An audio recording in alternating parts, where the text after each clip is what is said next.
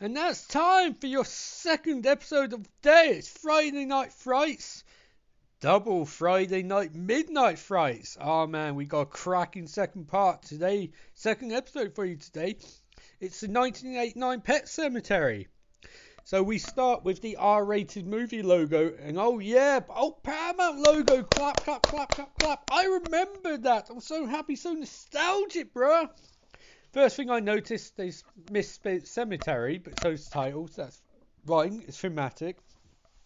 Anyway, we open on a cross and chanting. Also, some vaguely weird Hallmark music and narration talk about how the pets cost some money and it wasn't in proportion to when they died. Like 5 days and he cost 5 days and he cost $50? What a bunch of bullshit. I also wonder how awful these people are keeping pets if they have to have a cemetery for them. Like, is the backyard have action? Is it that manic? Is there that many corpses beneath ground? I'm also rooting for the zombie cat. I have to let it be known now, I'm very much a cat person. I'd love to get a cat if I was allowed one, but I'm very much in cats. We get classic bit of text on a tombstone. Biff's hella sniffer. He made us richer, question mark. This is another example of why you don't let little children do crack. Don't let them do cocaine, people. You also get most terrifying words in horror, namely based on Stephen King novel, because yeesh, we've all seen Lawnmower Man and Lawnmower Man 2, and is there Lawnmower Man 3? I must have seen, I don't know. So you get a truck driving down the highway past a house, then a car drives past a for sale sign into a cardboard neighbourhood. That's kind of redundant, but okay. A family exits with a kid who sounds like she's been dubbed by a 40-year-old Hollywood burnout, aka Lindsay Lohan. And we see that the house is revolting, like something shown on a nuclear testing site. A mother picks up her kid as we get a bizarre cut to first-person POV of a cat. Now, I'm all for cat POVs, but they need to be signposted a bit better than this. Her daughter falls off a tire swing like an arsehole, her brother smirking, then he goes wandering. A cat in a crate stares with disgust, and I relate to that cat so much. A truck bears down, and kid waves and walks into the road and is saved by an old coot from being hit by said truck. The old coot sounds like he chugs whiskey straight. He flirts, I think. He ambles weirdly with the little kid, the little daughter, and talks absolute bollocks that subcultures can't keep up with. He's like the dude from South Park who says to the kids not go up that road, and I think we all remember that guy. It's the best two-off characters South Park ever had. The old exposition man delivers mild exposition about house and then walks off because his role's done for now. Later on, the kids are asleep in a room that looks like it's been ravaged by a tornado. Dad hangs out by tire swing and is stalked by a cat named Church who hisses at him and is nearly punched. Well, you might want to hear cats sometimes, but you never hear cats. Cats are good. Another truck noisily drives by. Exposition man invites Papa Doctor for a beer and more exposition. These trucks are very loud, by the way. It's really loud. Quotation marks, it's one mean road all right, says Exposition Man, as he talks about the path from earlier and says it leads to a pet cemetery. Papa talks about his cat, a cat named Winston Churchill. Exposition Man says they should get that cat fixed before he walks down that road, and you all know what road he means. Next day, the baby is playing, and parents are unpacking boxes. They meet a random woman named Missy who talks bollocks about her stomach, I mean proper rubbish, and these accents are starting to get ridiculously incomprehensible, and I feel glad I have subtitles on, but at the same time, the subtitles aren't really working the way they should, because I still don't understand what the fuck these characters are talking about. Exposition Man and family go wandering down the path. They find Pet Cemetery, spelled with an S. The daughter runs off fascinated. Exposition Man says this is a bad road, can't plant nothing but corpses here. But he still defends the place, saying kids gotta learn about death sometime. Ellie finds a goldfish grave, and at this point, this first movie, well, I'm like, what the fuck? Why would you make grave for a goldfish? Goldfish are tiny little creatures.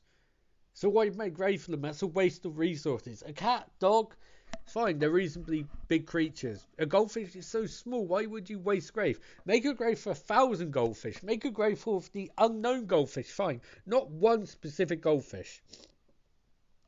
Towards the middle, graves get older. Exposition Man says that he buried his dog Spot in 1924. How old is this fucker? Of old age. He says this is the place where he dead speak, ... but not out loud. This guy's giving off so many creepy vibes. It's ridiculous. Later on, Ellie worries about Winston Churchill dying. Bob says that Winston Churchill died years ago, and then remembers, oh no, he means the pet, ha ha ha, where effing dies at some point, he says. And it's all God's fault. Ellie says God ain't getting a cat, and then breaks down crying. We've all had that argument at some point. Church gets into bed with her later, and, oh, that kitty's so adorable, and he stares at the camera all confused like he doesn't even know what the fuck's going on. Ellie wants to go home. She likes Chicago. She doesn't like, we don't know where exactly they are, but she doesn't like it. Probably fucking Maine, wherever the fuck Stephen King movies set, State of Maine or wherever it is. Then says she doesn't want Church getting his dick cut, and Pop says, it's a bad road, kid. The cat will be happy having no nuts and no dick. But with Popper, she asks. He has no answer for her because he doesn't want to get his dick cut off. But he assures her Church will die of alcohol poisoning long before getting fucked to death, and then says, oh sorry, that's Winston Churchill. The cat freaks out inside great, because he doesn't want to get his dick and nuts cut off. He doesn't get a say, unfortunately, and he's really pissed off about it. Missy appears and shrugs off telling the little kid about vasectomies, and Pop says he wants to look at her stomach. She says no and walks off because we need good supporting characters in fiction.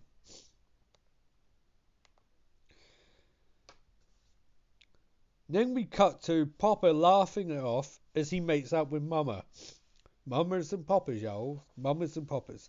Then he leaves, and we cut to slow-mo footage of adults telling a guy who got hit by a truck to see Popper. And that's a wildly inaccurate and dangerous way to take someone to see him doctor. This guy's bleeding out profusely. He's been manhandled by his yokels. He's probably lost even more blood. He's probably got infected. He should have waited for an ambulance. Pop points out that he can't do shit here. He's a fucking GP. But they expect him to save the guy. He can't, obviously, because he's a GP. He should have gone to emergency hospital, as he said. The guy dies gruesomely, then wakes up and spits blood at Popper. He talks about man's hearts and getting stoned, then says Popper's name, which is Lewis, and that he's going to come. And then he dies. That's a particularly weird death sequence, but that's fine. Later on, Popper's asleep because he's seen weirder shit as a doctor. He waits with a start, seeing the dead guy still in his bedroom.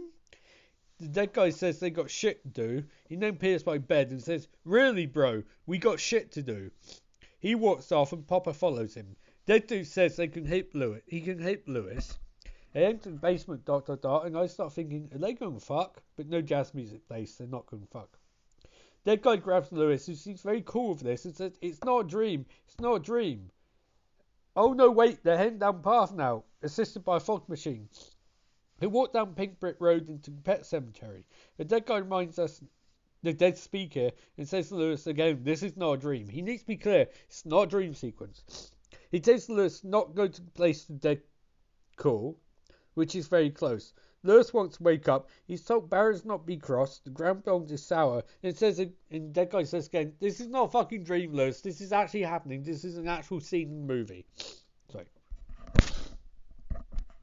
Lewis wakes up in his bed. He thinks, was it a dream? Question mark. But his feet are covered in mud and shit, so clearly sleepwalked. But was it a dream? Because the dead guy said it was not a dream. So if it wasn't a dream, it actually happened. Whoa, crazy.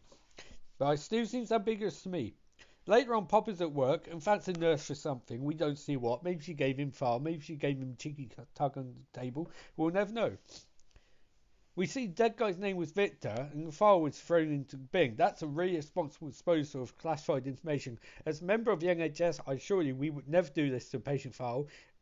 We would put it in shredding before we did this, but we probably wouldn't do that. We'd send it electronically. When it's put electronically, then they dispose of it in medical records. It's never just thrown in Bing. Lewis and his son chill out home. Mum is not amused. Lewis is going to stay here because he hates her dad, and fuck Thanksgiving, but they part ways amicably. This movie's got quite a lot of shit going on.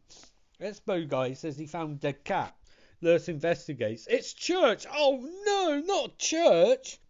But he didn't suffer though, and I'm like, oh, poor little cat. Even though he didn't suffer, that's sad. Lewis will bury him in the morning. Important note at this point, his family's gone, it's just Lewis at home. They mull over whether to tell Ellie. Expo Man says, you don't need to tell your daughter, there's a better way. We're going to go beyond the barrier. Lewis says, no, we'll break our nets, it's so steep. Expo Man says, it's okay, Lewis, I know a way down that road. They ascend. Lewis is holding a gigantic trash bag. Like, why would you have a bag that big? It goes back to graveyard thing for the goldfish. You don't need a bag that big. It's a small cat. You can get it in shoebox. Anyway, Lewis stops and he falls down like an arsehole. Expo Man freaks out. Lewis, you won't fall down there, boy. You fall down there, you might die. He hits up Lewis after a terrifying close-up, and this movie's really playing with the perspective thing right now. But that's a really terrifying scene. Anyway, they ascend again, but Lewis hears some weird shit. Expo Man says, it's just a loon, which wouldn't put me at ease. And by the way, that doesn't go anywhere. And as of 28 minutes in, this is not a bad movie as far as I can tell. This is part of my notes, by the way. I write notes as I watch movie, and as of 28 minutes, I noted this was a really good movie. The rest notes are from the last hour and 10 minutes of the movie. And what the edge of the mountain? Lewis ascends to the top, meet Expo Man. They find the burial ground. The Micmac Indians! Expo Man says this way we'll bury Cat, because Expo Man has his reasons. He's going to smoke while Lewis digs. Oh, that's a great idea. I love characters like that. Expo Man's like, I'm old shit, mate. I'm just going to smoke. You do this shit, Lewis. Next time we see him, Expo Man looks high as fuck. The sun sets and Lewis buries church in a really deep grave. They head back the way they came and get home no bother. Find out Lewis was gone for half day at least, and he missed the phone many times. Expo Man says to Lewis, Don't say anything about Micmac Indians, Lewis. You won't want to hear about stories. Your wife and shit. The Micmac Indians. They did some weird shit in that burial ground. It's a secret, see? Their secret. And that woman's never seen into a man's heart. Man's heart is stone, though, Lewis. And Lewis flashes back to the dead guy talking about getting stoned and coming. And he freaks out a little, thinking that Expo Man's coming on to him. A lot of guys have come on Lewis today, but none of them have come in him. Maybe that'll happen later on. Expo Man goes home and Lewis phones his wife. Her mother-in-law reluctantly puts Ellie on. Lewis lies and says Church is fine. He's just wandering some. Ellie says, Can you kiss Church before you lock him in the cellar? And they both laugh because fuck that cat. Animal cruelty's fun. The song is put on and Lewis zones out during the two awful Hi Daddy I Love You takes. And I can't blame him. Those were really bad takes. Lewis wanders next morning and freaks out when he sees Zombie Church. The cat's been resurrected. Zombie Church and casually wanders off. Lewis goes looking for him, and the zombie cat is so adorable. He just wants some kibble. He just wants a little rub. He just wants his stomach rubbed. Just a little bit, cat, just a little bit. Lewis doubts the plausibility of a cat come back from dead and says Zombie Church stinks of shit. Zombie Church scratches Lewis when Lewis mentions Jesus by name, then runs off. You'll be noting a lot that I say the cat flees or runs off a lot, because that's pretty much what the cat does. Like, they couldn't trust him being seen for too long. Expo Man and Lewis share a beer later, and Lewis can't believe they resurrected the cat. He thinks this is sci-fi, and sure this is a horror movie. Expo Man says, well, it could be both. He goes further and Expo Man describes the history of the burial ground.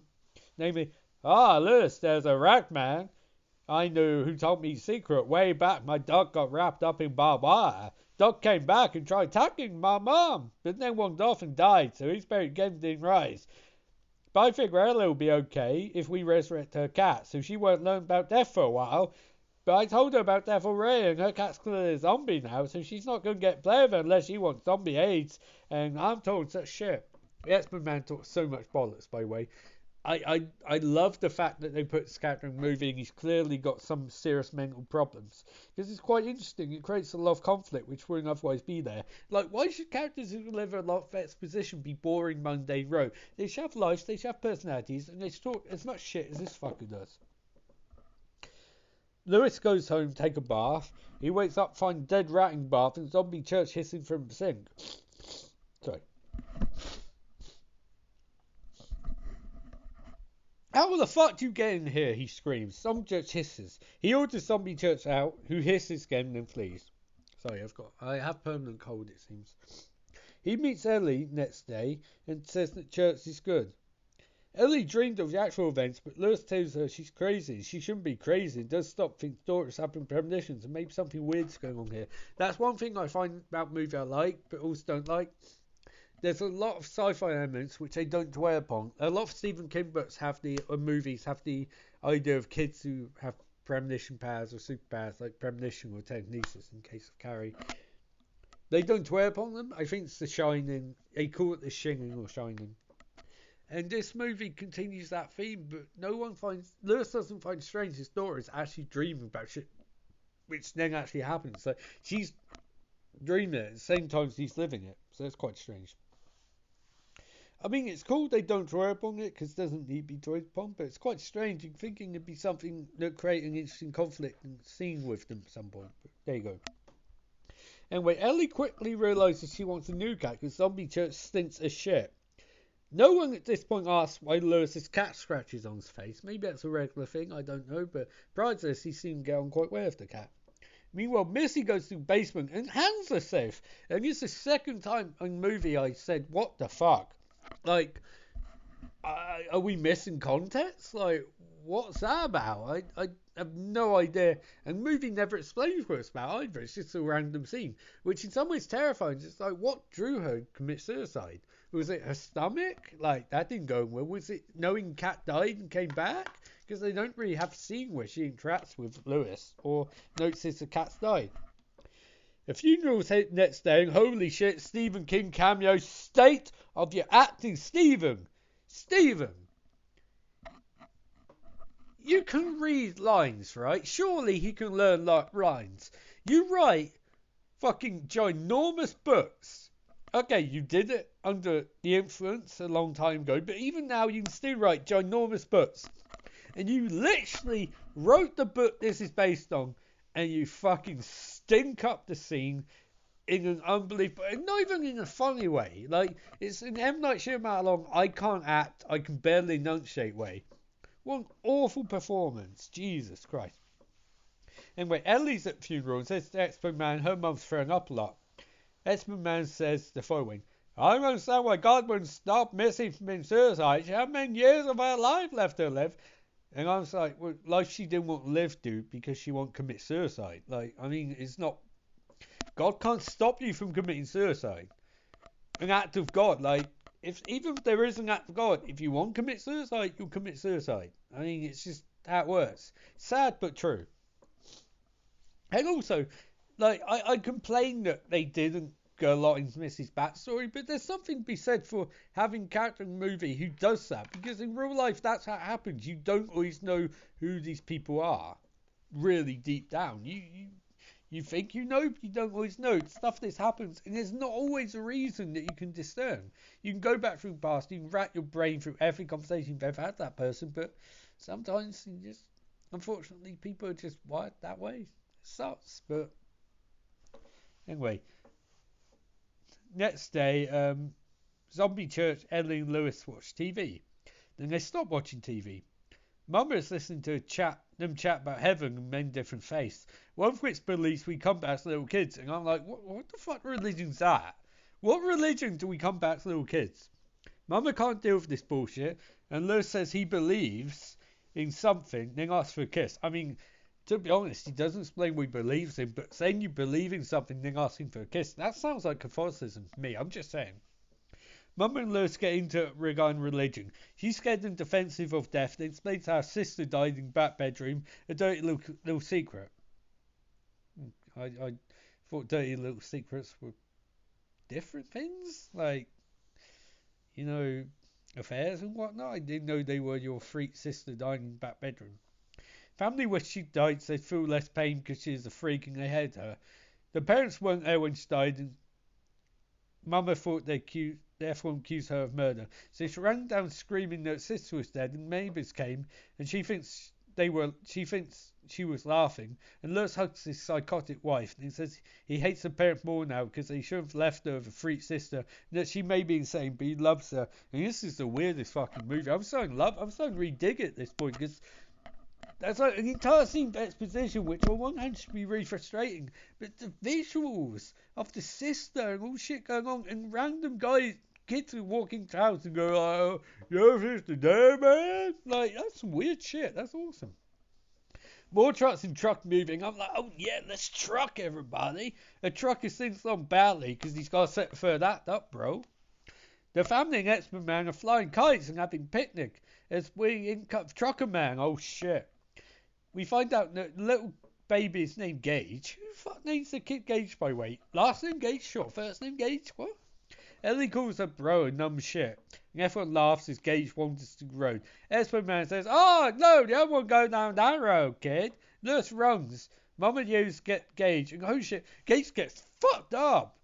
He gets proper fucked. That truck mashes the shit out of him. All that's left is a shoe. And then we get one of my favourite horror movie scenes ever. We get a grown man screaming, no! As we see pictures of happy family and happy times. Picture, scream, picture, scream, picture, scream.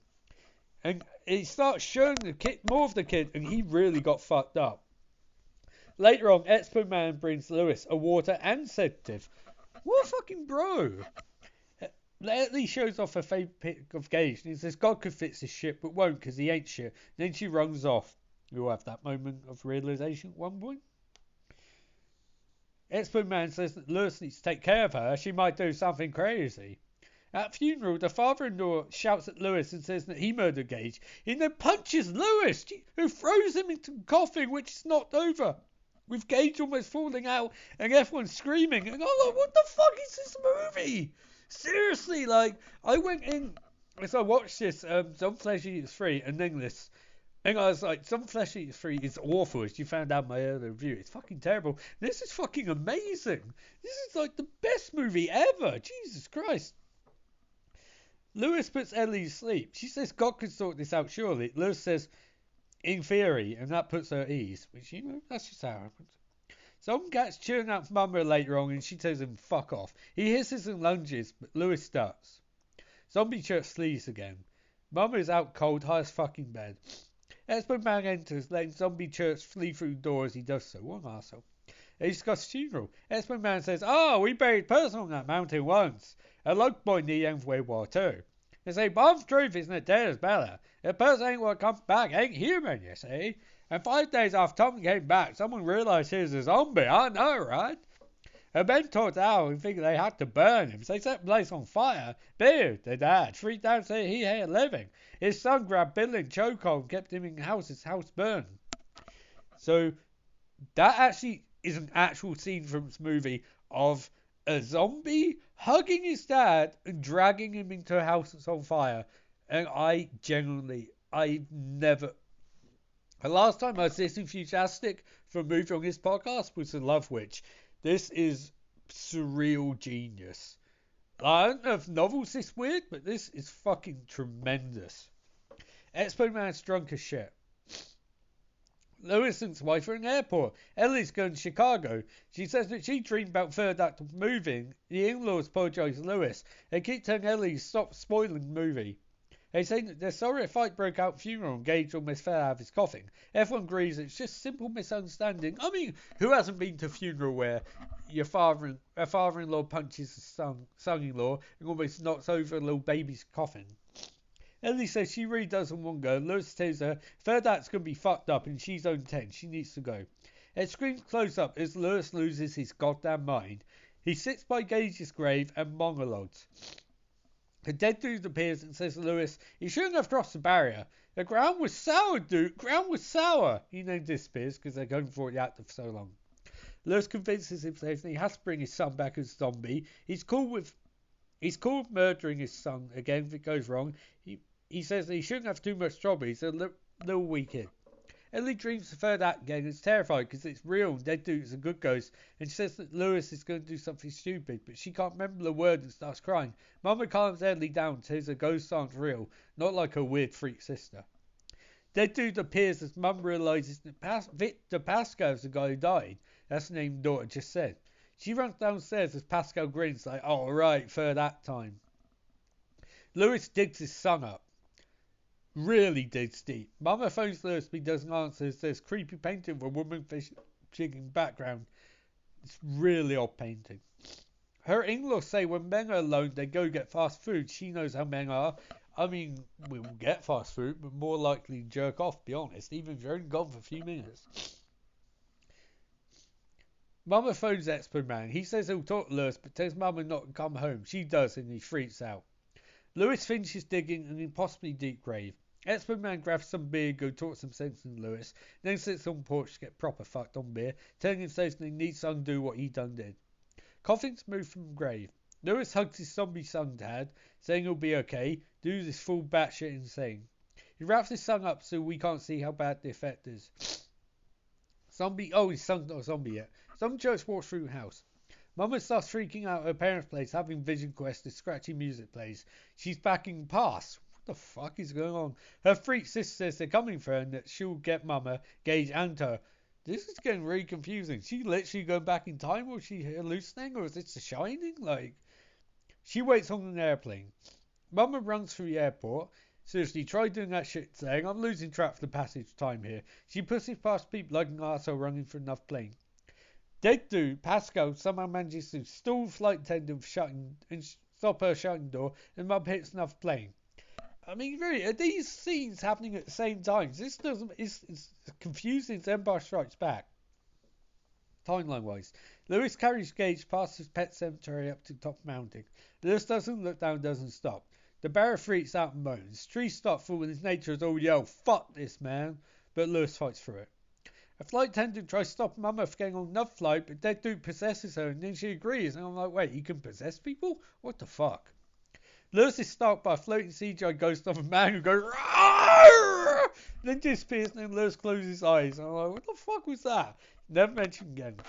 He's at the top of the mountain, and he puts Gage down. Mama is now in a rental car? What the fuck is going on timeline-wise? She speeds along but hits the tortoise and the car crashes into a tree. She's not hurt but shaken up. Says that she's out of ideas. Dead dude says it is trying to stop her, and I'm like, what, Pennywise? She asks if anyone's there and gets no reply. Weird noises abound. Lewis asks Gage to return as a zombie. He heads home and zombie church purrs, "Oh, it's contact so adorable. What a lovely little key." Gage rises from the dead, which, how? He's literally a baby. How the fuck does he punch through that much ground? Zombies fall apart the more exertion they make. How does a little baby climb up out of the grave? Mama asks Truck stopping, Truck asks her helping. He wants head, but it's too polite set. Gage somehow is at the house, and he opens the door. He's literally a zombie baby. How the fuck he opened the door? He's not big enough. Zombie church follows. Lewis is stone cold out. Gage and zombie church enter the room. Did zombie Gage get an IQ boost? How the fuck's he doing this shit? He finds a scalpel as zombie church wanders through some grass.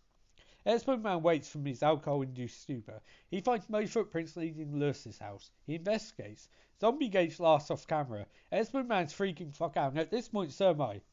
Zombie Gage wants to play hide and go seek. Stuff clatters downstairs. Expo Man climbs the stairs slowly, asking for Gage to play engaged. He follows Zombie Gage's voice and pulls out his own knife. Holy shit, they're about to play knifey spoony. Zombie Gage laughs. And I'm watching a movie where a drunk old coop with a knife is hunting a zombie baby who's got a scalpel. I have the best fucking life, people. It's official. He checks the bed, and Zombie Church leaves out to distract him as Zombie Gage cuts Expo Man's Achilles tendon open. I actually shout out, what the fuck at this point, because Jesus Christ, that kid went fucking deep, and I fucking hate, the thing that really makes me sick is Achilles tendons being cut open and dug into, and that was fucking brutal, man. I know people who hate eyes being tapped. Achilles tendons fuck me up, because think of the Achilles and split and all that. I think it goes back to when I was a kid and I learned about Greek mythology and Achilles and actually having his tendon cut and his Anyway, Zombie Gage pops out and holy shit, he's fucking terrifying. He gives Expo Man a Cheshire smile right across the mouth and then starts biting him in the neck, and what the fuck am I watching? This is tremendous. He's going fucking town. He's chewing like a fucking rock star. Holy shit. This is the best fucking movie ever. Expo Man dies, and at this point I'm like, holy fucking shit, this is off the chain. Maybe this happens in the book, but I genuinely don't think this is the same book. And I just want to give shout out to the director of this movie, Mary Lambert. She is a fucking stunning director, and she is now on my list. Anything she's made, I'm fucking going to watch.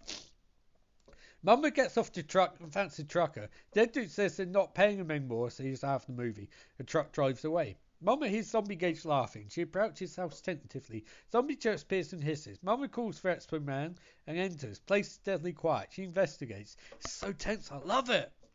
Espen Man seemingly groans from upstairs. Mama calls out for him again. She slowly ascends the stairs, and I'm like, my God, this is fucking beautiful. Her freaky sister starts calling out to her, and she follows her voice. Her freaky sister's in fucking corner, hunched over. Shit, it's getting real now, people. She says she's gonna fuck Mama up. I'm like, Jesus Christ, guys, man. Mama grabs her head and realizes that she's Zombie Gage wearing a dress and a topper and use a fucking walking stick. And I'm gonna stop it and say, this is not even calling back to that painting from earlier. It's one of the most chilling things I've ever seen in a horror movie. This is legitimately terrifying, guys. This movie is the best. Mama is saddened more than anything. Zombie Gates brought her a scalpel, which is a lovely gift, and the actress blamed Mama slays me by breaking down completely, and her son is dead, and it's going to get bad, but she can't not hug him. She hugs him off camera, and he stabs her. She screams and we got Gage getting fucked up by the truck from earlier, and then Lewis wakes up in bed wrong, and his head so hard on the bedside cabinet that it looks like next road going in back. Oh my God, guys, oh my God! He sees Zombie Gage's made footprints in this price. Scalpel's missing! Not the scalpel! He hears Chekhov's scalpel! He hears Zombie Gage laughing, and his folly becomes apparent. He investigates, but finds nothing. Then the phone rings. It's his father-in-law checking up on his daughter. Lewis says she's fine. Apparently, Ellie's still freaking out. She dreamed the third act again. The ending! The sequel hook! Lewis hands up. Footprints are everywhere. He runs to the phone as it rings again, saying can't talk. Zombie Gage is on the phone saying, I said Expert Man, he wants to play. Lewis wonders how Zombie Gage can answer the phone. He's just a baby. Zombie Gage says he's played Expert Man and Mama and wants to play Lewis. Oh my God. Lewis thinks shit. He grabs a syringe and says, I'm going to fuck my little baby up. Zombie Church guarding the house. Lewis drugs some meat and Zombie Church tucks in. He puts on surgical gloves saying it's Thanksgiving Day for cats. He grabs the syringe, grabs Zombie Church by neck and injects him. Zombie Church turns into a normal cat, gives out a little sigh and then dies. Oh, not Zombie Cat. Oh. Lewis says it's time to murder his little zombie baby. He enters his Expert Man's house. His creepy music plays. The house is a mess of fog and shit. Lewis yells for Zombie Gage Shern safe, but house is giving him and me major vertigo. Camera's going fucking crazy at this point. He finds Mama's shoe. Zombie Gage laughs. Lewis picks up a syringe and says, let's play, motherfucker. He ascends. Lewis is hunting his zombie son. But he's so cold, then he's warm, then cold, so cold, then warm. Lewis figures he's under bed, and no, Lewis, that's where Expert Man got fucked up, and there's Expert Man all fucked up. Lewis screams, Zombie Gage laughs, Lewis exits the room. He walks down the hallway, and Mama's corpse falls out from the ceiling. She's being hung by the neck. Oh my God! Lewis screams, Zombie Gage leaps from the attic, tells Lewis to ground. Oh fucking shit! He knocks the syringe away and he stabs Lewis twice. Lewis is like, ah! He tries to throw the little bastard away. They both fall down the stairs as he's being stabbed repeatedly. He manages to throw the little fucker away and grabs the syringe. Zombie Gage approaches with scalpel and this shit's going crazy. But Lewis stabs him with the syringe and Zombie Gage's like, ah, how do I? And Lewis cries and they both cry and Zombie Gage walks off, then collapses. And the tears, my God, the tears! The little fucker says it's a fan and he dies. And Lewis is like, ah! He cries. Well, his wife is rocking to and fro. Oh man. Oh my God. Oh my God. Then, like a goddamn boss, he decides that the only thing to do is to burn the house to fucking ground. Because fuck this shit. Sometimes you don't wait. And goddamn movie is set fire to shit and carry your wife who your zombie son murdered and hung outside while shit blows up. Then walk off and get a lecture from the dead dude and ignore him and say, I'll bring my wife back alive. And dead dude's like, Lewis, you fucking dickhead. You just learned zombies bad. And you say, go fuck yourself. I'm going to Micmac Mountain. I'm going to bring my wife back.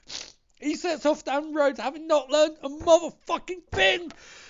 Oh, Expert Man's narration takes us black. Then we fade back in. This isn't over yet. Then we see Lewis playing cards as his zombie wife rots up. He ignores her phone and then they start making out. She's Frenching, they're Frenching. Then she grabs a knife, we cut black and she stabs the fuck out of him. Holy shit. What in the fuck was that? Seriously, I